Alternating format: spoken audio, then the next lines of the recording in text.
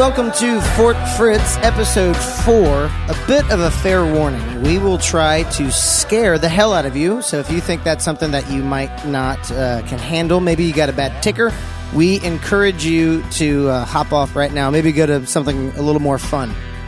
However, all of these stories are verifiable, so do your own research, please. We encourage that, etc., etc.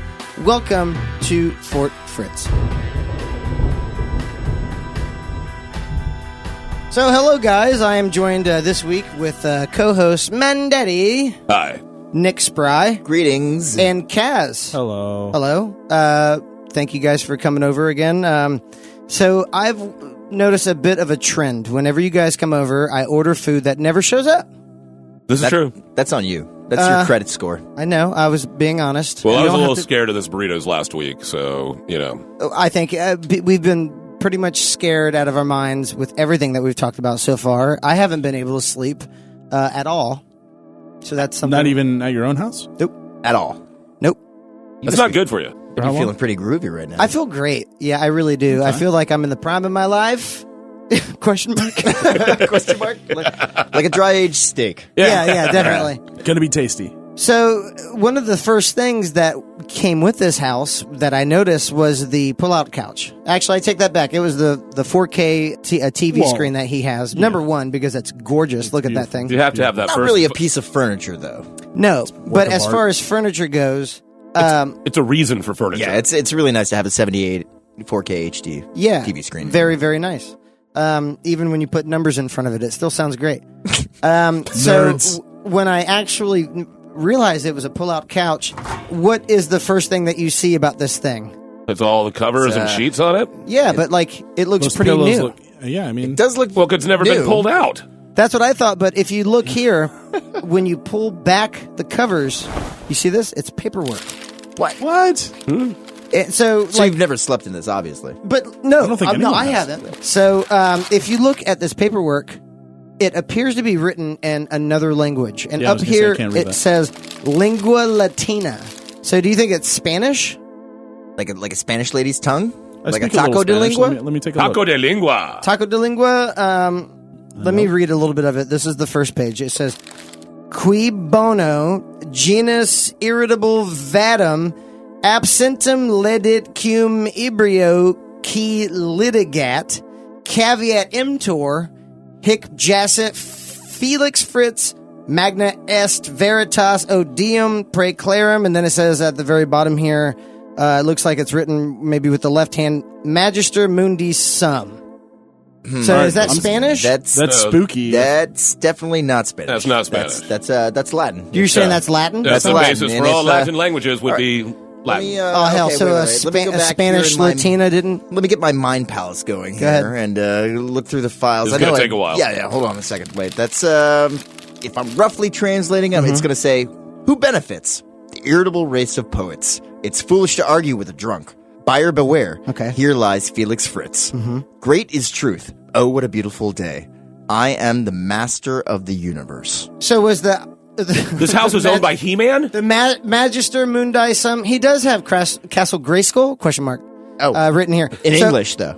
So that would be... Yes, in English. Yes. Okay, all right. Okay. He wrote that in Latin. He did not translate that.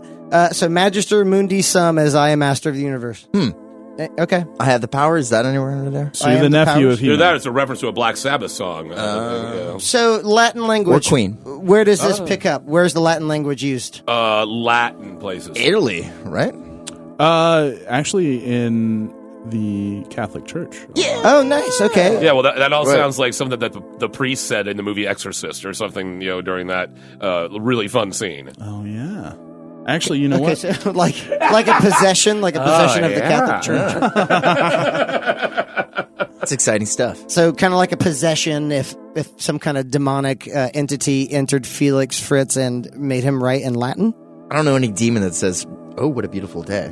Yeah, that's pretty. What a beautiful morning! It's very flowery. It's interesting that you would say that. The demons actually, according to possession myths, actually get pretty poetic and pretty interesting in the things they're saying. It's not all just sort of the sort of nasty visual. Okay, just stop it. Just tell me about possessions. Do you know about anything? actually do. There's one story of the possession of Elizabeth Knapp.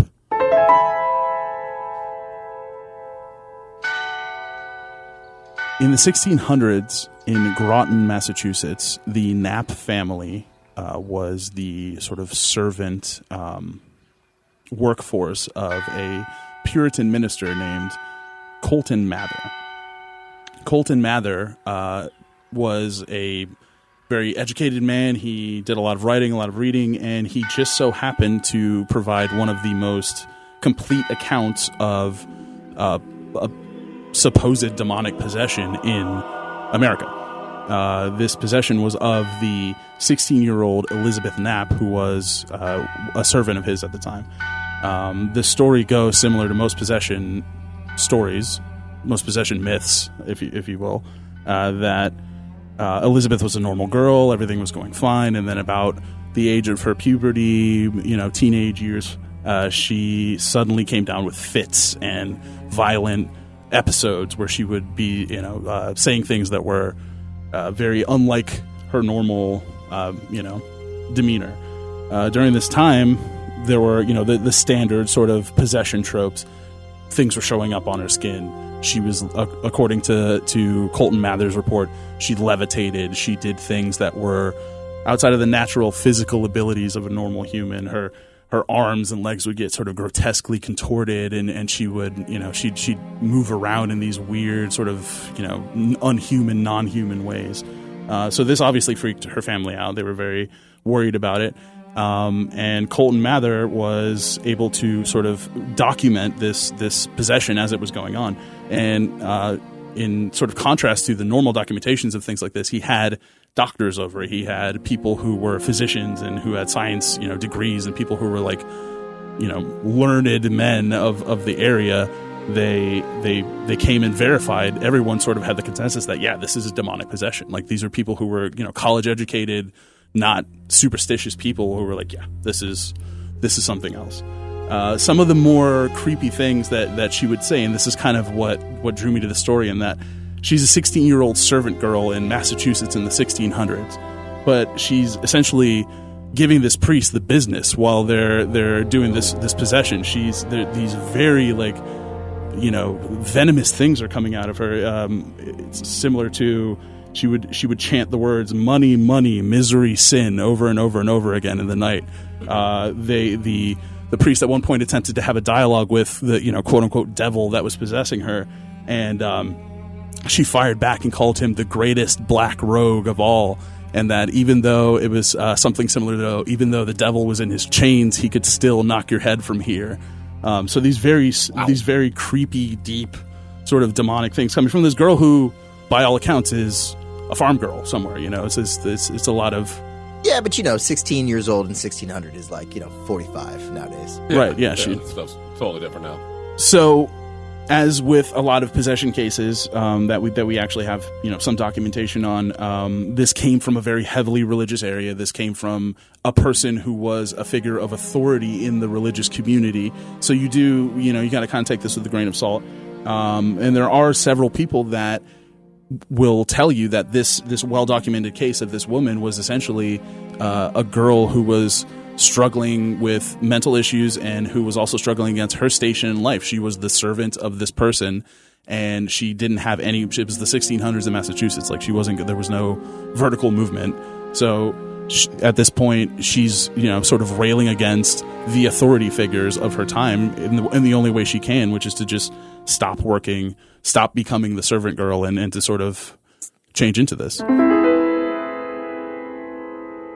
So you're saying that it was just a bunch of bull, and that you don't think that she was actually possessed by a demon? Because I think, why not, dude? Yeah, there's a lot of great possession stories too. Right, and I mean that sort of begs the question: and how many of these have that sort of similar vein of the authoritarian kind of religious person dictating that this, maybe slightly lower on the caste system person is kind of acting out of turn and not doing what they're supposed to be doing, and then all of a sudden it turns into demonic possession.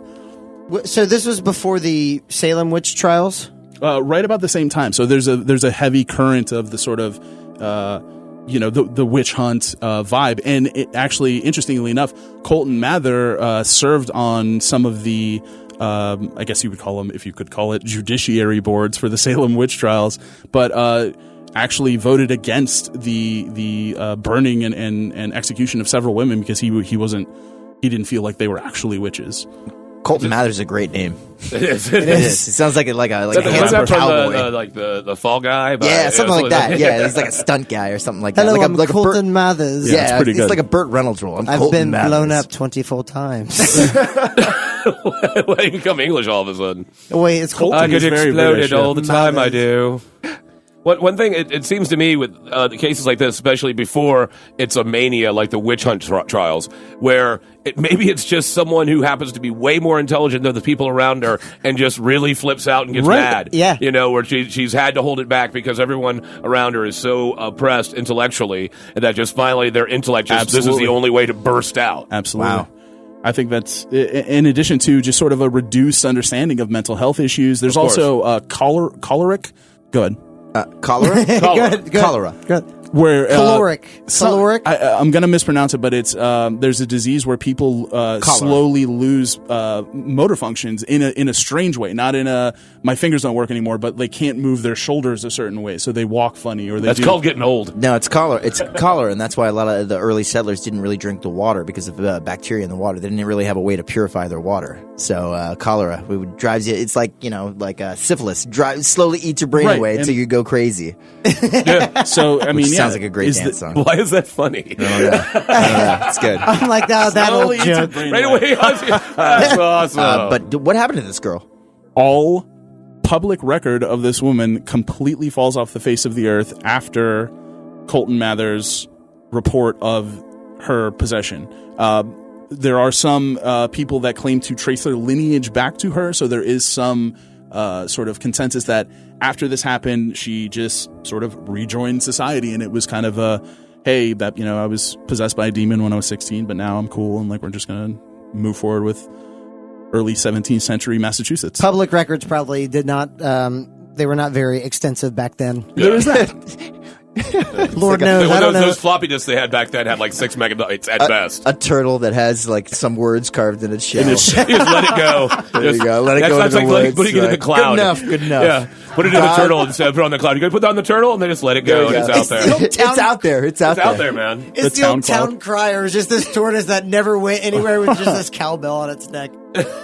Just And people random just walk facts up and scrawled go, on its back. Yeah, you don't say. And if you hear the Farmer bell, Benelli. you're like, we're under, like, that's your email. You're like, if you, that's what's going on today on the turtle. They would just etch another message out into this poor turtle shell, like, why? Every moment is agony. And then they would just go, ding a ding a ding a ding. And then everyone would come over and pass. around I the already tortoise. read this. Damn turtle's not even updating. Slow How ass turtle. can you refresh the turtle? The daily tortoise. Let's take a small break. Buzz tortoise. I want to go back into this. If you don't mind, we can delve a little further into the possession Absolutely. Fortean topic. You are listening to Fort Fritz.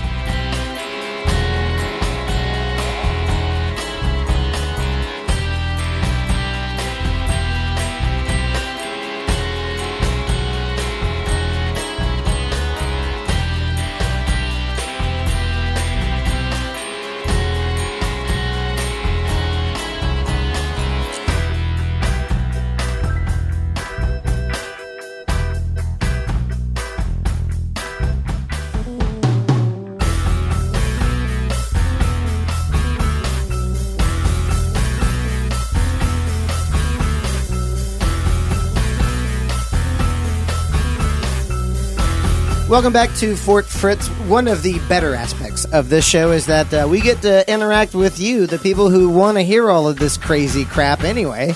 And the easiest way to do that is call 570-478-3789. That's 570. It's a Pennsylvania area code. I don't know why. Isn't that where the Blair Witch is from? That's too spooky. Let me get back to that.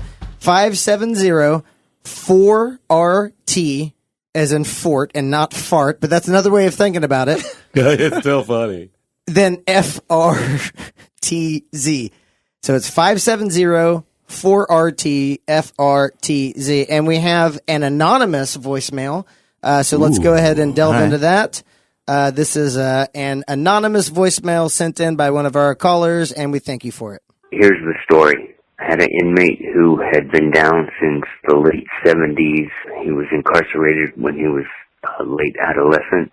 He had 2 older sisters, and his mother had not abandoned him or given up on him. He routinely had hallucinations of small soldiers outside the window with chrome helmets, and he would hear voices, and sadly a classic schizophrenic. One summer, around July, I believe it was, he reported seeing his mother hovering outside. He was on the 2nd floor of our building, seeing his mother hovering outside his window and beckoning him to join her. Anyway, he had been in regular communication with his family in general. In October of that same year, which made it even kind of eerier because it was so close to Halloween, we got contacted by his older sisters, and apparently they were trying to exclude him from their mother's will. She left him a car, a small amount of money, and a small home in his name.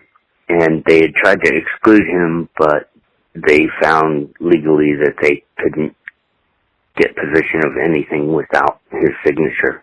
And it turns out she had died in July of that year. This guy started seeing his mother hovering outside his window. She had actually deceased. We have someone who was inside of a prison, presented with schizophrenic qualities, but also at the same time kind of sees almost in real time the ghost of his mother.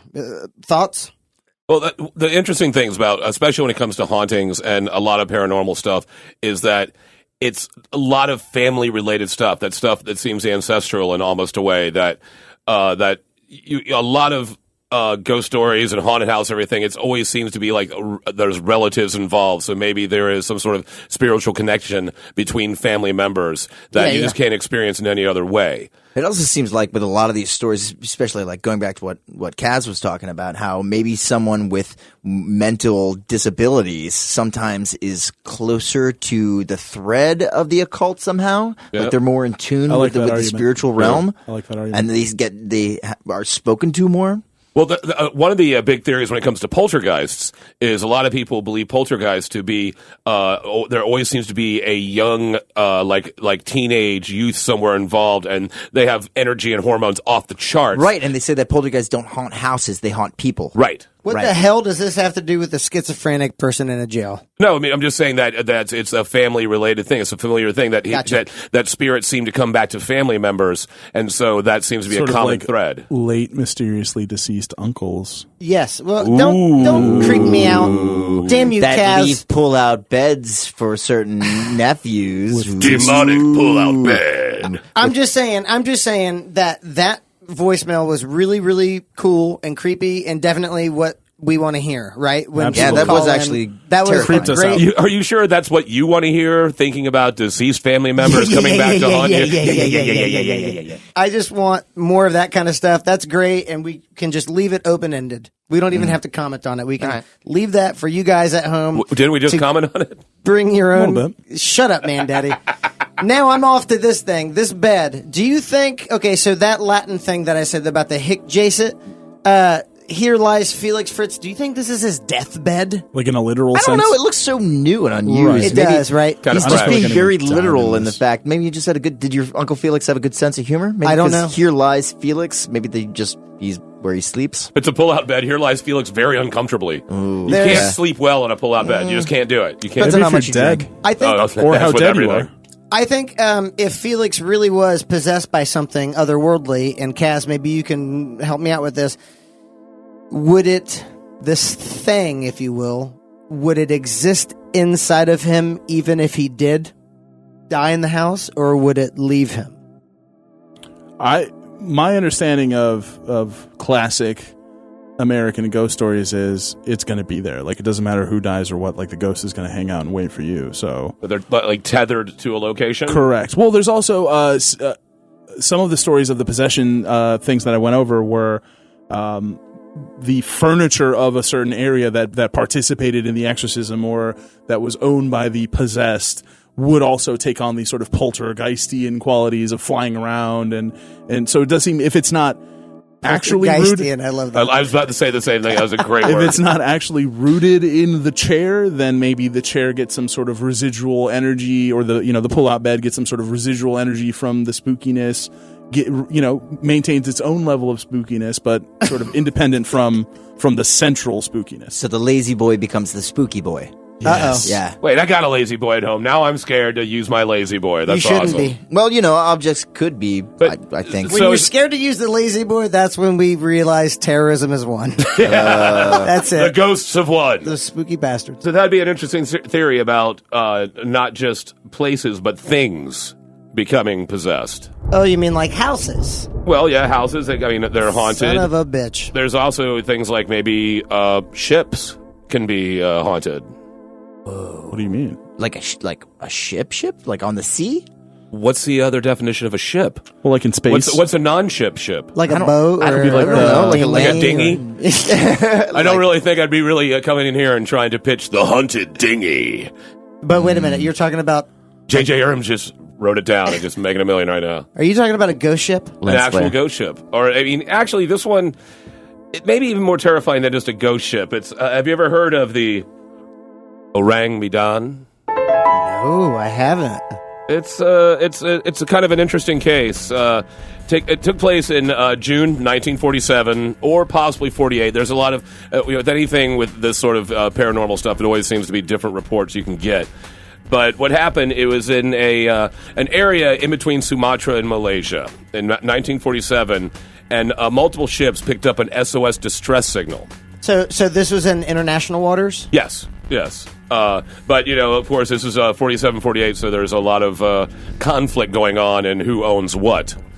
And so the multiple ships started getting a message, and the message was, all officers, including captain, are dead.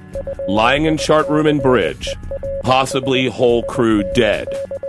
And then there was just a burst of indecipherable Morse code. Like Really? someone was just hitting the button, just, like at random. And then the very final last message was, I die. Too spooky. What? Okay, stop. I die? Turn on the I lights. die. Turn on the lights. That was the last thing don't that want- the message said. And so the two different ships, a British and a Dutch ship, worked together. They triangulated the what they thought the position was. It took them like about 3 or 4 hours or more to get there. But then they finally got to the ship. And it was an American ship. An American ship, the Silver Star, was the one that, so it was 3 ships. It was going to triangulate because of math. But, and so the Silver Star, Math is spooky. I know, math is the spookiest thing of all. I was really scared, and now I'm Yeah. chuckling. Imaginary numbers are like the ghosts of mathematics. I don't like it. But anyway, so the Silver Star gets to the Ourang Medan, and they try to hail it. They're getting no response whatsoever, so they finally decide to board the ship. And Oh my God. when they board the ship, that's where they realize that things were not right, because yes, indeed, the entire crew was dead. What? The entire vessel was basically littered with dead bodies, and the interesting thing, not like the whole thing wasn't interesting, but all the bodies were on the floor, eyes open, mouths agape, with hands outstretched like they were fighting some unseen assailant. Oh my god. What? With looks of terror in their faces. Even the dog, the ship had a dog, and the dog was on its side, just with a growling face, dead. And the Oh, my entire God. crew, they went from level to level, everyone dead. Even the man who sent the message was dead on the board, eyes agape. And when they were in the bowels of the ship, even though it was supposed to be, it was like 110 degrees because of the heat and everything of the ocean they're in, they said it felt chilly and cold in the bowels of the ship. And so basically they decided to get out of Dodge, who wouldn't.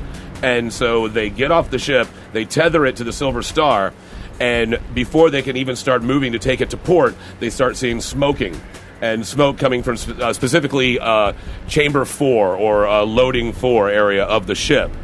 And so before they had to do everything they could to cut the ship free, and right when they cut it free, a giant explosion happened in the middle of the ship, so heavy that it actually lifted the ship slightly out of the water, and then it went back down and just sunk down really quick. Whoa. And so there's of course this is when everything gets vague, where people say that the ship was never registered, that they can't find evidence of either of the ships. Fake news, it's CNN. Fake news. Yeah. Way to go, BuzzFeed. I'm going to get Breitbart on this. There are reports that they had one man that they found that was able to get off of with an escape. I was about to say escape pod because I'm a nerd. Into a boat and got to an island, and he was picked up, and he gave the tale of everyone being attacked, but then died before he could finish the tale. What? Very marathon-esque. Right, and then there's different finding of documents, and some people say that what was going on is that they were shipping something really illegal. It was a mix of potassium cyanide and nitroglycerin in hull number 4. Well, if you're going to mix dangerous stuff, you might as well ship it together. At the time, they're saying it might be linked to Unit 731. That was a Japanese unit that was experimenting with horrible, horrible things. Human experimentation with biological warfare, just doing horrible torture on people to find the limits of the human body.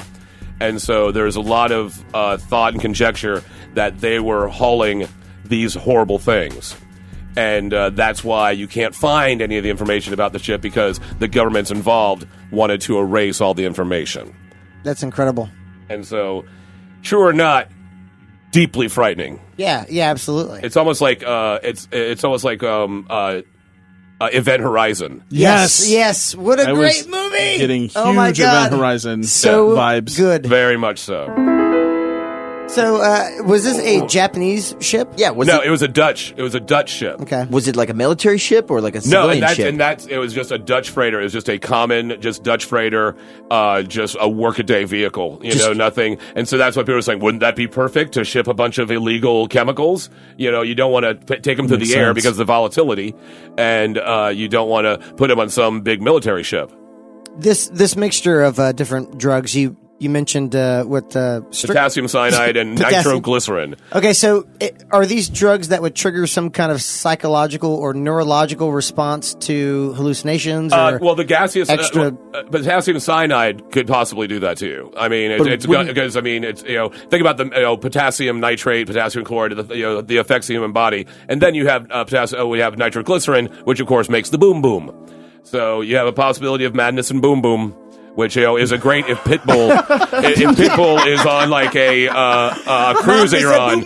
Pitbull could bring the madness and boom boom, but other than that, while he's rapping about Miami hotels, he's talking about nitros. Yeah, that sounds nothing like Pitbull. That didn't sound anything like Pitbull. Misa Wawa. Pitbull, one Miami. I've decided that we all do the worst Pitbull impressions of anyone on the planet. Yes, I think that's scarier than the whole tale I just told. Well, I love it because you know what? I've got chicken from the chicken joint over here, and we're just having fun. Yes. Having fun talking about spooky stories, and good Lord, if Ourang Medan, if that is true, and it's certainly fascinating. I don't even care if it is. It's just one of those great like urban myths.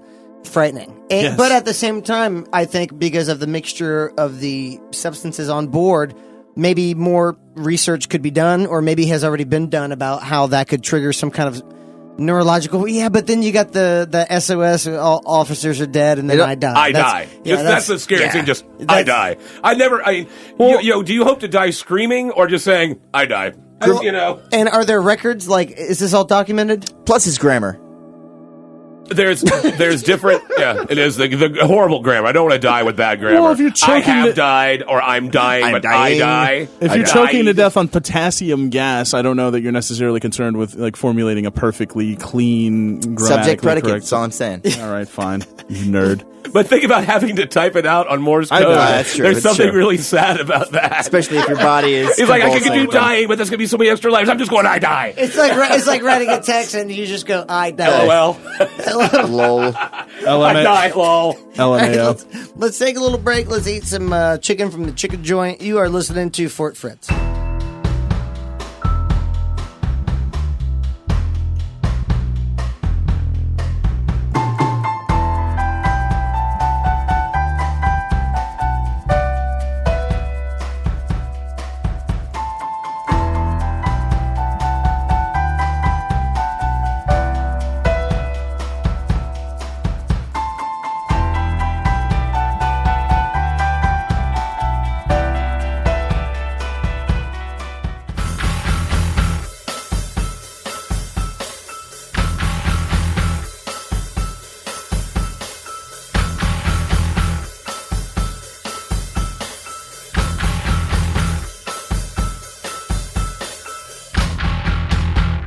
Welcome back to Fort Fritz. A bunch of spooky stuff has been happening now in this house ever since Kaz had this story about the possession of Elizabeth Knapp. Am I correct in that? That is correct. And Mandaddy had a spooky story about Ourang Medan, about the SOS from the ship in international waters, saying all officers are dead. I die.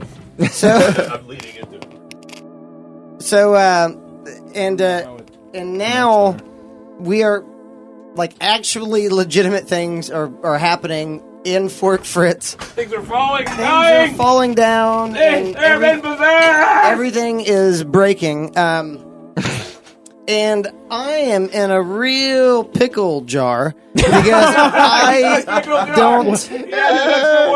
don't know what to do now. If my house has been haunted, and this pretty much seems like conclusive proof. If Felix Fritz did die in this pull-out couch, and his spooky Latin, most uncomfortable way to die possible. I mean, seriously, In a pull-out and he couch? died on a pull-out couch. Died uncoachable and wriggling. Awful circumstances for Felix. Well, the bed was nicely made, so. Would you think you're more of in a kosher dill pickle jar or like a sweet gherkin? Describe the pickles in this jar. I get it. I see what How you. Bread many and butter pickles? stackers? If I had to, they would be quarter cut. Oh, all right. Cornichons. Thank you. With little sweet, Cornichon. with little sweet ones. Little good. Sweet So baby gherkins. Oh God. Sweet baby gherkins. Sweet baby. Sweet gherkins. baby gherkins. That's actually my rap name. Sweet baby gherkins is your rap name. Coming to the stage, sweet baby gherkins. What up, y'all? Bring it. Sweet baby gherkins. So we've had one story of a baby gherkin, and that was recent. That just happened, and then we had the story of the ship becoming maybe haunted, or maybe had some kind of biological chemical warfare from Devil ship. a mixture of the drugs, and then we had a woman who might have been acting out, might have been rebellious, who was acting out against her caste system in the 17th century. Right. So all of this stuff can kind of be explained. It's spooky, but it's, I think I could spend the night here. And you know what that means. If I spend the night, this podcast is over. Well, that kind of reminds me of a So scare the hell out of me. almost Next an Friday. inexplainable story. Whoa. Yeah, the story of the Dyatlov Pass incident. Dyatlov Pass. Dyatlov. Basketball player named Dyatlov Schrempf, I believe, is who you're talking about. No, Dyatlov Oh. Pass. Talking about Igor Dyatlov. Okay. He was actually the leader of a skier-hiker expedition group during February of 1959 that was all mysteriously killed. So originally the trip was supposed to be a 14-day expedition to Ourang Mountain. It's about 10 miles north of where the incident actually happened. And the encampment that night where they stayed was on the slopes of the Kholat Sikyal. It's a Russian transliteration of the local Mensai. It's the indigenous people there, which literally means dead mountain. They had all been students together at a Polytechnic Institute. Well, most of them had been students together at a Polytechnic Institute in the Ural Mountains. And they had taken a train to Ival, which is on the outskirts of the northern Oblast province. And they then took a truck to Vizhai, which is the last inhabited settlement so far north of the Ural Mountains. And from there, they set out on foot to hike to Ourang on January 27th. And after one day, on the 28th, a member of the group, Yuryudin, had to actually leave due to health circumstances. And the group stopped on the 31st. We know this because they loaded a cache full of supplies for the return trip, and then they started off into the slopes of the Kholat Sikyal on the 1st. But a storm came in, and it set in with ferocious temperatures averaging around negative 18 degrees Fahrenheit during the onset of the storm. And people believe it was during this night, on the night of February 2nd, 1959, that something happened. I guess the best way to explain it is to talk about how their remains were found. Let me tell you about a little bit how the remains were found. So a few weeks later, after they had not returned to where they were supposed to, a group of volunteer students and professors from the university went out searching for them, and they were found, or at least their campsite was found 10 miles south of the Ourang Mountain. These were semi-professional hikers. They were very experienced. They'd all been part of clubs and previous expeditions before. They were actually out on this expedition in order to qualify for the top ranking of skier hiker, which was considered a master of sports in Russia. So this was some kind of endurance test for Yes, them? basically they had to do, it was 60 Like a some winter odd miles. triathlon. Yes, well, not a triathlon, hiking and enduring, but there was different achievements that they'd have, like in camping on the slope of a mountain. Competitive camping. It's And get comfortable. Hey, you spend a couple hours in the Siberian and you tell me what you think, man, daddy. As a Floridian, no. So, when their camp was actually found by this first group on the 26th, they came upon the tent, which was set up according to spec. They had made a floor of their skis. Their tent was slightly... cool. Yeah, well, they made a floor of their skis. They had taken Really? off their boots. They had put all of their gear aside.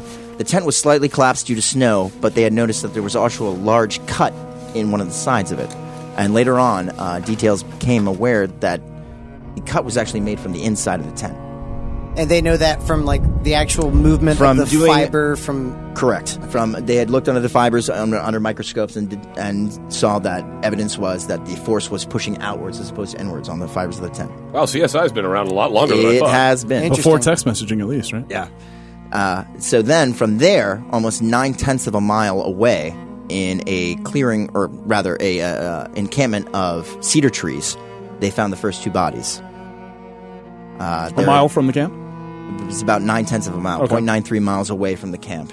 Okay. And the first two bodies, those of Yuri Doroshenko, who was 21 years old, and Yuri Krivonyshenko, 23 years old.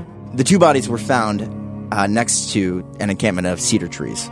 There was evidence that there had been a fire that had burned for roughly about 2 hours, and yet the people were not in any way prepared to be out in the elements. They were dressed only in their underwear, without shoes. Obviously they had matches since they were able to start a fire. So they must have known that they needed to get out of the tent.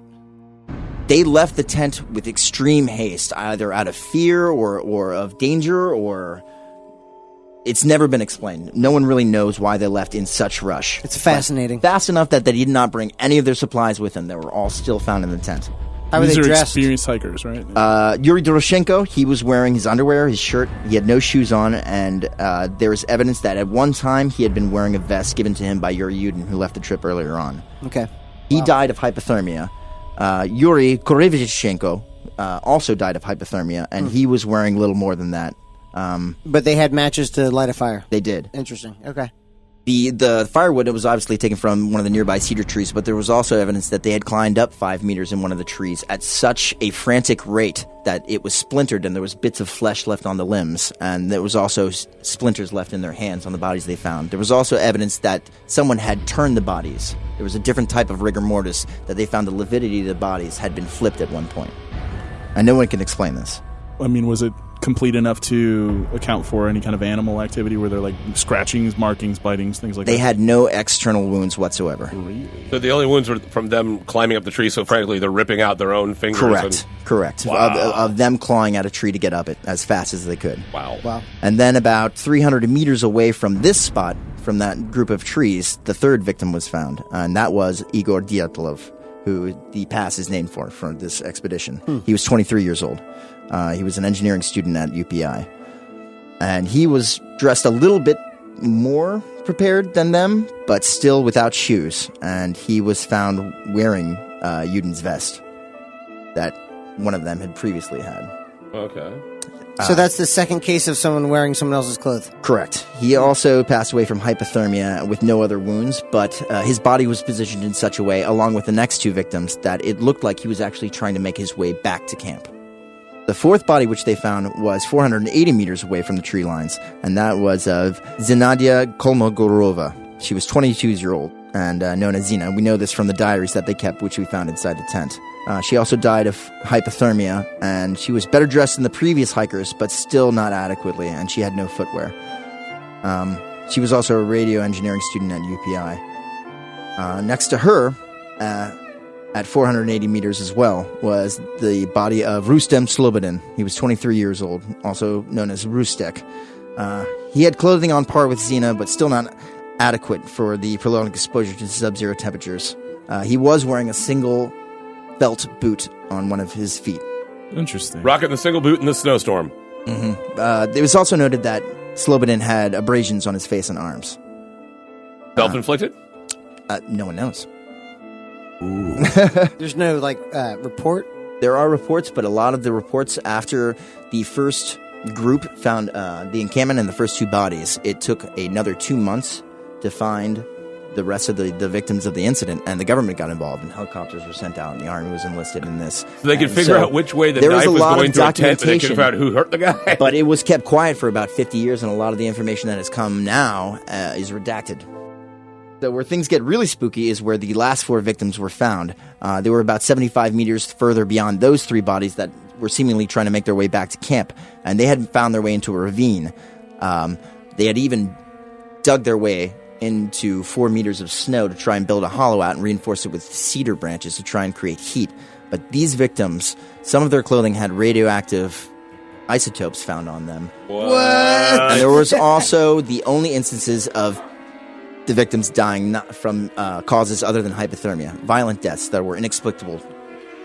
They were chalked up to quote-unquote compelling natural forces that were never explained. Like, we're talking wounds, we're broken talking bones, what are you talking? We're talking chest cave-in with the impact of something like a 30-plus mile-per-hour car crash with no other contusions on the body whatsoever. What? Or one of the victims, the youngest of the group, she was 20 years old. Her tongue was removed, and they found evidence that it What? happened while she was still alive. Oh! No way, dude. No, it's true. There's 7 people involved. How many people died? There was 9 victims of this incident. And they all died within Within 6 to 8 hours of the last time that they had eaten a meal. Probably that first group of people were the first ones, they had foresight to build a fire to try to keep warm. They had no clothing. So something maybe they could not go back to the camp. Yes, that's the real question, is what would make them leave their camp without any of their gear, without footwear. Only 3 of them were found with any evidence of footwear so fast that they wouldn't take anything they needed to survive along with them. There is a common effect of hypothermia where people remove their clothing, where they Yes. feel like they're actually burning up. Yes. Even though they know they need actual heat, they feel like they're burning up, and so removing the clothing is a common thing from hypothermia, but there's so much more. That's referred to as paradoxical undressing, and it's a malfunction of the hypothalamus We opened for those guys gland. in Tampa. Once the government was involved, there was a lot of speculation and controversy about a cover-up that had happened there, especially because one of the members of the group, he was 37 years old. It was Sasha, as he was referred to, Zolotaryov. He was a World War II veteran. He had it's suspected highly that he had been contracted by the KGB. He was an experienced hiker. He spoke 4 different languages. He had just been introduced to the entire group this one trip at the very last second. And when he was found, he had the most clothing on out of any victim. He had taken clothes from the other corpses. He had a camera on him, which was not on their inventory log, so no one knows why he had brought a secret camera along with him. And yet ran out of the encampment with making sure to grab this camera. He had a compass on him, he had maps, and money on him. They've got to make a movie about this. I mean, I want to see this movie. I mean, I totally want to see this. Okay, so you say the radioactive material. Yes. It was found on the brim of a sweater and a woman's jacket and someone's trousers. So this is when Russia was setting off a lot of large payload nuclear weapons, right? Yes, they were, like V2 rockets and things like that. Were there any kind of secret tests going on around that time? There actually were secret tests going on. They weren't around that secret because you know about them. Well, shut up, man, Daddy. I've had about enough of you today. Some people suspect that around 50 miles away they were conducting V2 rocket tests. And even after the government came in to clean up everything, there's some strange reports out. The helicopter pilot who was supposed to pilot out the corpses refused to transport them unless they were put into zinc-lined coffins, which zinc-lined, you would think normally lead-lined coffins, but zinc-lined coffins are protectant typically against biological warfare. Really? Yes. That is amazing. Yeah, I never knew that about zinc. So I know a couple things from tonight. The possession of my uncle via Kaz, because that's your fault now, led to the possessing of my house via Mandaddy and the Ourang Medan, which You're was welcome. frightening. And then, Nick Spry just basically said that, I could die right now from a secret government weapon. And he did it. I'm now too frightened to stay here. Oh, come on, man. Give it a shot. Let's just Come on. walk. Let's walk to the chicken joint. There's still some chicken knuckles here in this tray. Walk to the chicken joint. Chicken knuckles. Oh, them Yeah. knuckles the best, Yeah. boy. This ball and shoulder joint is banging. Okay, let's go to the chicken joint. Let's eat some chicken. All right. I guess that's where they keep the chicken. Do they have beer at the chicken joint? They got beer at the chicken joint. All right, I'm I'm in. I'm in. All right, you're listening to Fort Fritz. We will catch you next week. If you have any kind of spooky story, call 570-478-3789. That's 570-4RT-FRTZ. And we will catch you next time.